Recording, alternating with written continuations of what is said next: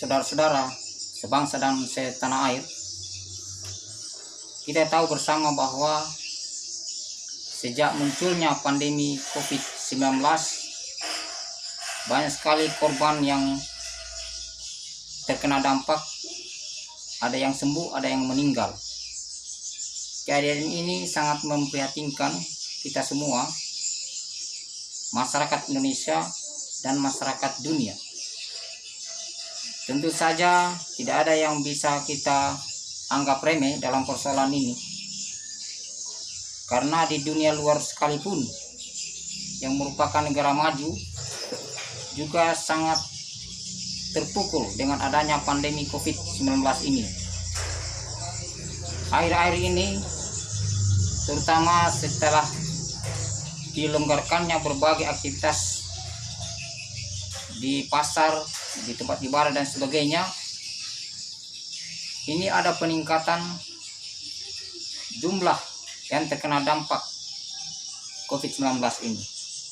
Sehingga apapun kegiatan yang sifatnya belum terlalu urgen, belum terlalu krusial, atau hal-hal yang kumpul, hal-hal yang bersifat hanya mengajukan aspirasi atau demonstrasi-demonstrasi itu, memang cara-cara seperti itu tidak dilarang oleh undang-undang.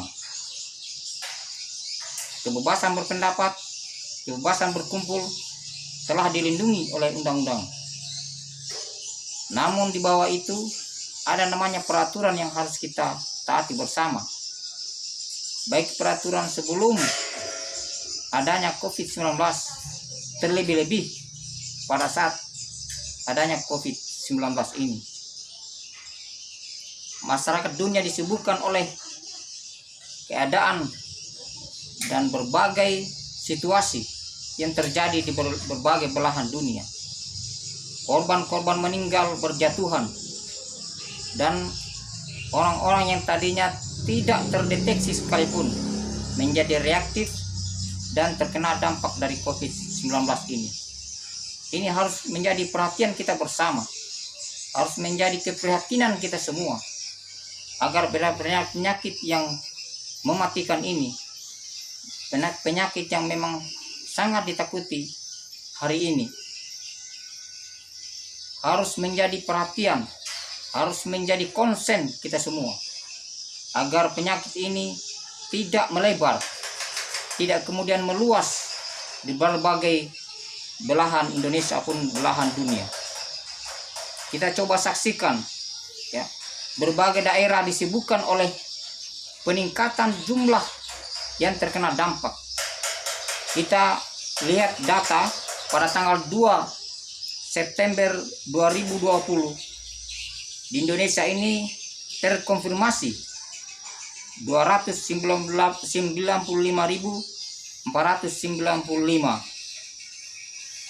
Ada penambahan 4.317 kasus. Kemudian yang selamat 63.187 kasus. Yang meninggal 10.972 kasus. Yang sembuh 221.340 kasus.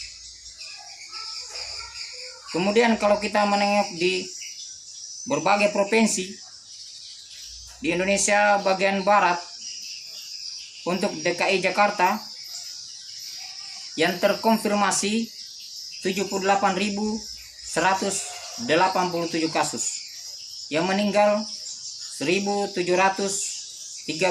kasus, yang sembuh 62.9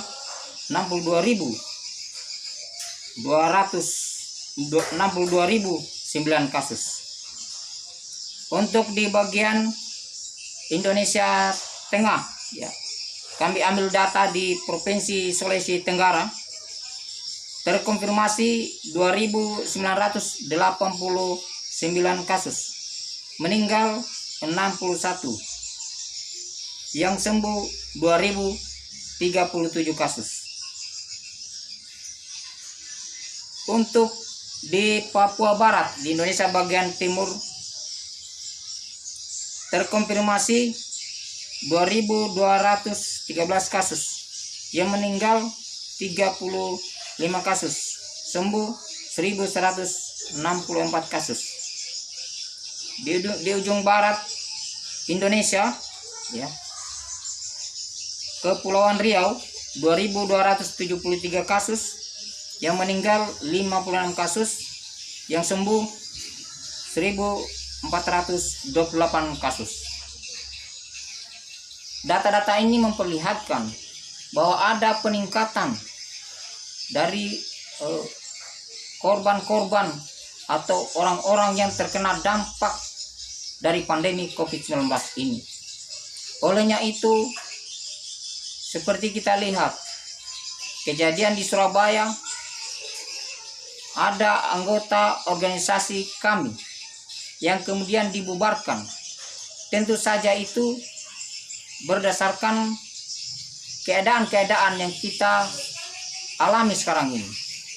Sekarang ini sedang kencang-kencangnya yang namanya korban pandemi COVID-19. Sehingga berkumpul-kumpul seperti itu. Tidak ada tendensi lain, tidak ada pemikiran-pemikiran lain, tidak ada tujuan-tujuan lain. Selain bagaimana kita menghindari semakin banyaknya korban atau terdampak COVID-19.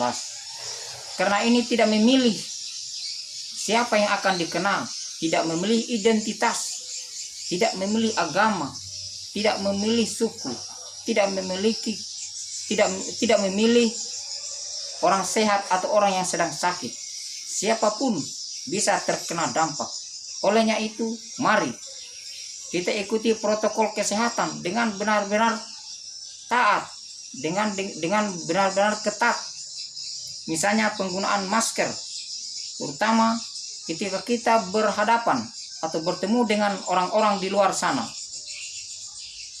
Kalau kita tidak mengikuti protokol kesehatan, tidak mengikuti anjuran-anjuran atau peraturan yang dibuat oleh pemerintah dalam hal ini tentang upaya menghindari dampak daripada pandemi COVID-19, maka tinggal tunggu waktunya kita semua akan kena, atau kita kebanyakan akan kena yang namanya pandemi 19.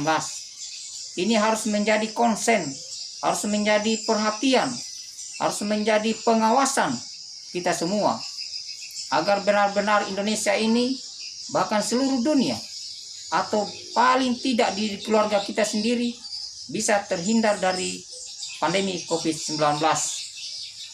Sekian, terima kasih.